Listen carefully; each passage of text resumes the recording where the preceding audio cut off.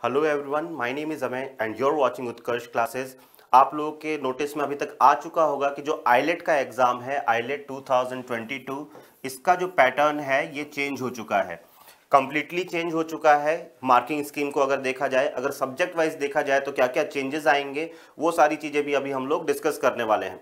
बच्चों के मन में काफ़ी सारी क्वेरीज भी थी।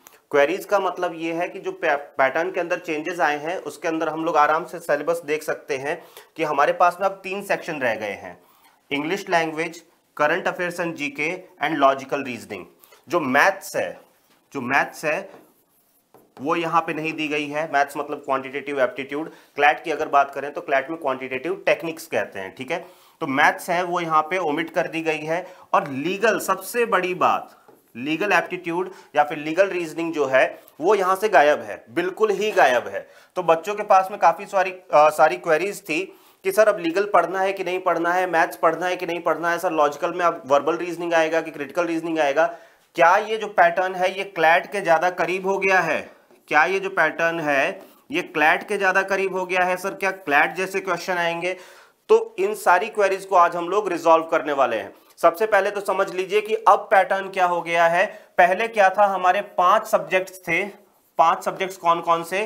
3 तो ये सब्जेक्ट, इंग्लिश, जीके, लॉजिकल, और इसके अलावा मैथ्स और लीगल भी आता था, ठीक है। मैथ्स पहले 10 मार्क्स का था। मैथ्स को छोड़ के बाकी सारे के सारे 35 मार्क्स के थे। पर अब चेंजेस हो चुके हैं। क्या चेंजेस हो चुके हैं? अब इंग्लिश लैंग्वेज अकेला 50 मार्क्स का होगा और 50 क्वेश्चन आएंगे। पर क्वेश्चन 1 मार्क, इसमें कोई भी चेंजेस नहीं हुए हैं। टोटल 150 क्वेश्चंस, इसमें भी कोई चेंजेस नहीं हुए। बट 150 क्वेश्चंस का जो डिस्ट्रीब्यूशन है वो चेंज हो गया है। इंग्लिश 50 मार्क्स का, current affairs and general knowledge ये 30 मार्क्स का है। पहले जो 35 का था अब 30 मार्क्स का हो चुका है। इसके अलावा बहुत गौर से देखिए, लॉजिकल रीजनिंग अब 70 मार्क्स का हो चुका है। लॉजिकल रीजनिंग जो आपका पोर्शन है ये 70 मार्क्स का हो चुका है। अब इसमें डरने वाली बात नहीं है। सबसे पहली चीज हम लोग ये डिस्कस करेंगे कि सर क्या मैथ्स आएगा? तो यहां पे मैथ्स कहीं भी नहीं लिखा हुआ है। बट अगर आप लॉजिकल रीजनिंग की बात करें तो लॉजिकल रीजनिंग का ही एक पार्ट होता है जिसको कहते हैं हम लोग एरिथमेटिक रीजनिंग, ठीक है। लॉजिकल रीजनिंग का ही एक पार्ट है एरिथमेटिक रीजनिंग, जिसके अंदर एज से रिलेटेड, रेशियो से रिलेटेड जो क्वेश्चंस हैं, जो छोटे छोटे पजल के क्वेश्चन है जो आपको अखबारों में भी देखने को मिलते हैं, वो सब पूछा जा सकता है। तो अभी भी जो एरिथमेटिक रीजनिंग वाला पार्ट है वो आराम से पूछा जा सकता है लॉजिकल रीजनिंग के अंदर। अगर बहुत ही बेसिक लेवल का मैथ्स आ गया, अगर बहुत ही बेसिक लेवल का मैथ्स आता है तो आप उसे ये नहीं कह सकते कि हमारे सिलेबस के अंदर नहीं दिया हुआ है, ठीक है। चलिए, सेकंड है जो सबसे इंपॉर्टेंट पार्ट है कि सर लीगल ओमिट हो गया क्या? तो लीगल, यहां पे लीगल रीजनिंग या लीगल एप्टीट्यूड लिखा हुआ नहीं है।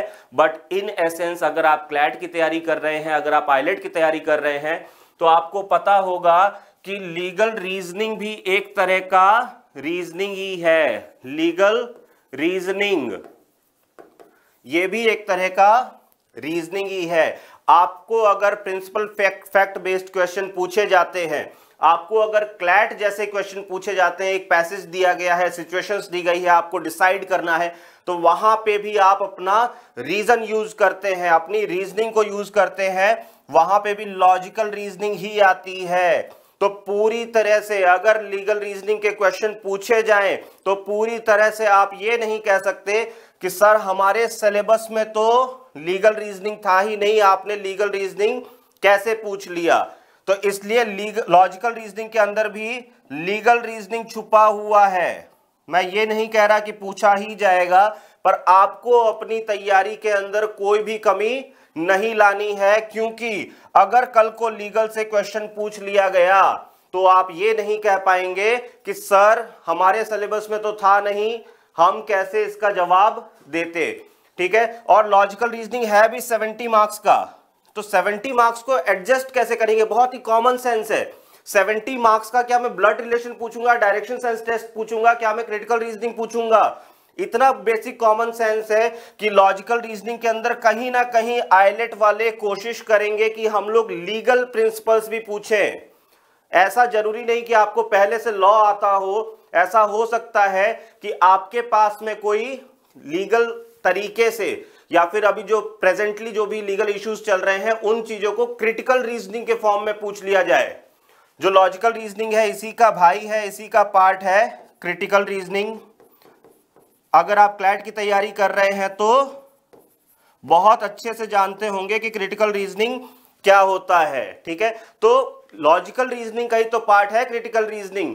तो इसलिए इस लॉजिकल रीजनिंग के अंदर क्रिटिकल रीजनिंग के फॉर्मेट में जो पैसेज दे दिया गया वो अगर लीगल पैसेज हो गया तो वही तो लॉजिकल रीजनिंग का पार्ट लीगल रीजनिंग है।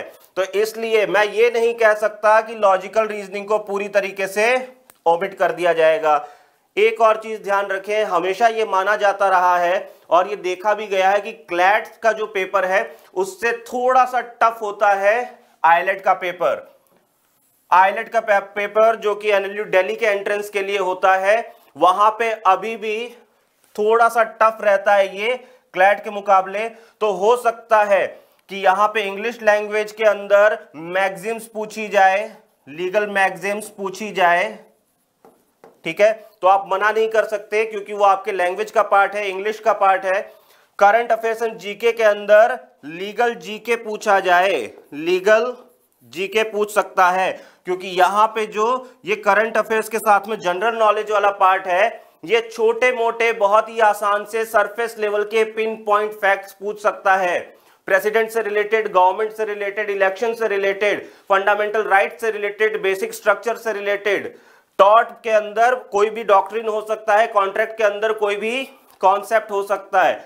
तो ये लीगल जीके भी पूछ सकता है। तो लीगल जीके के लिए भी आपको तैयार रहना है, ठीक है। करंट अफेयर्स के लिए तो तैयार रहना ही है, उसके साथ साथ लीगल जीके के लिए भी तैयार रहना है क्योंकि आईलेट भले ही कम क्वेश्चन पूछता है पर चूंकि मेरिट एक एक मार्क्स से बहुत ज्यादा डिफर कर जाती है तो आपके लिए वो एक एक मार्क्स जो है इंपॉर्टेंट है। तो इसलिए आपको जनरल नॉलेज के साथ में लीगल नॉलेज भी देखना होगा। आई होप आपको ये सारी चीजें क्लियर हो गई होंगी। अगर आपके मन में अभी भी कोई डाउट है, अगर आपके मन में अभी भी कोई शंका है, कोई क्वेरी है, कोई क्वेश्चन है तो कमेंट बॉक्स के अंदर पूछें। नेक्स्ट जब भी हमारा इंटरेक्शन होगा तब मैं आपके सारे डाउट्स को सॉल्व करूंगा। अभी के लिए ध्यान रखना है कि जो आईलेट का पेपर है उसके अंदर मार्किंग स्कीम चेंज हुई है, बट आप जैसे तैयारी कर रहे थे वैसे तैयारी करते रहेंगे। मैथ्स को, बेसिक मैथ्स को नहीं छोड़ेंगे। आगे वाली जो थोड़ी सी एडवांस होती है, थोड़ा सा जिसमें काम करना होता है, वो छोड़ सकते हैं। और उसका पहले भी फर्क नहीं पड़ता था, पहले भी 10 मार्क्स की जाती थी। अब अगर नहीं भी आते हैं तो ये एडजस्ट हो जाएंगे, ठीक है। आईलेट वालों ने देखा कि हम 10 मार्क्स की मैथ्स पूछते हैं और बच्चे तो मैथ्स को आंसर ही नहीं करते। हो सकता है ये कारण रहा हो कि आईलेट ने मैथ्स को ड्रॉप कर दिया। तो मैथ्स को अगर आप चाहे तो आईलेट के लिए ड्रॉप कर सकते हैं, बट रीजनिंग को चाहे वो लॉजिकल हो या फिर लीगल हो, आपको उसे अभी ड्रॉप नहीं करना है। अपनी लीगल वाली पढ़ाई को अभी भी ड्रॉप नहीं करना है। ये सोच के नहीं जाना है कि लॉ के फील्ड से मेरे पास में कोई भी क्वेश्चन नहीं आएगा। तो ये सारी चीजों का ध्यान रखेंगे। पेपर अभी भी आपके 90 मिनट का ही है, पेपर अभी भी आपका 90 मिनट का है। 90 मिनट में आपको 150 क्वेश्चन सॉल्व करने हैं। नेगेटिव मार्किंग अभी भी आपकी 1/4 है। पर क्वेश्चन 2 मार्क दिया जाएगा और नेगेटिव अगर हो जाता है, अगर गलत आंसर देते हैं तो 0.25 आपके डिडक्ट कर दिए जाएंगे। इन सब में कोई चेंजेस नहीं है। जो चेंजेस बताए गए हैं उसके अलावा कोई भी चेंजेस कंसोर्टियम ने या फिर आईलेट के जो भी बोर्ड है उसने कोई भी चेंजेस नहीं किए हैं। आई होप आपको समझ में आया होगा। अगर वीडियो अच्छी लगे तो लाइक करें, शेयर करें हमारे चैनल को और सब्सक्राइब कर लें। धन्यवाद। जय हिंद।